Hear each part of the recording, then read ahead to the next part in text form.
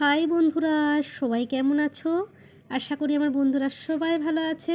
বন্ধুরা, আমরাও সবাই ভালো আছি। তো বন্ধুরা, এটা কী শাক কি কেউ জানো?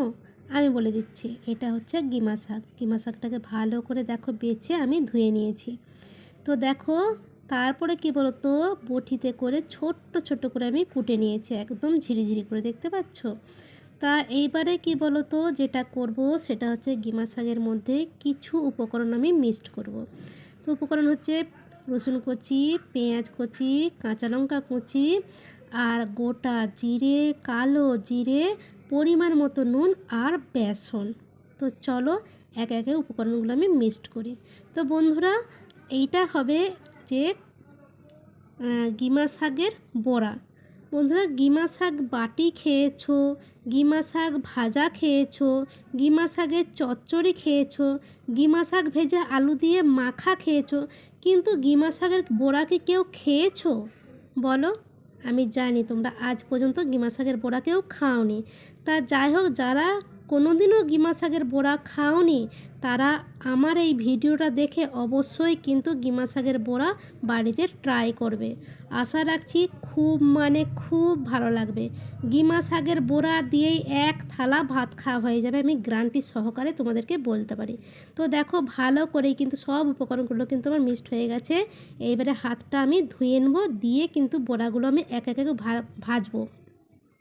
তো দেখো, আমি কিন্তু আগেই গ্যাসে তাওয়াটা গরম করতে বসিয়ে দিয়েছিলাম, আর তাওয়াতে ভাজলেই আমার এটা বেশি সুবিধা হয়। আর গিমা শাকের বড়াটা কিন্তু খুবই অল্প তেল দিয়ে ভাজতে হবে। তা যাই হোক, আমার তো একটু বেশিই তেল পড়ে গেল। সত্যি কথা বলতে কি বলো তো, ধরো গিমা শাকের বড়া, হিংচা পাতার বড়া, পটল পাতার বড়া, শিউলি পাতার বড়া, এইরকম যত সব বড়াগুলো না খুবই তো উপকার। এইগুলো উপকারী জিনিসগুলো যত কম তেল দিয়ে ভাজবে ততই কিন্তু তোমার উপকারটা বেশি কাজে লাগবে।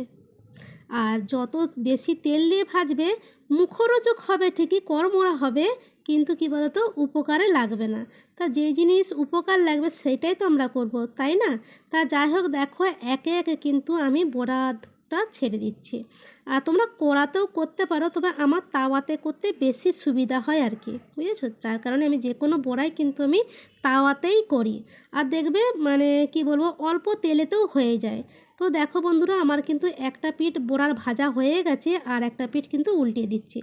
একদম মৃদু আঁচে কিন্তু ভাজতে হবে, বুঝেছো? একদম মৃদু আঁচে, একদম খুন্তি দিয়ে চেপে চেপে চেপে চেপে যত মৃদু আঁচে সময় নিয়ে ভাজবে তত কিন্তু বড়াগুলো বেশি টেস্টি হবে। তো যাই হোক বন্ধুরা, বড়াগুলো তো ভালো করেই ভাজা হয়ে গেল।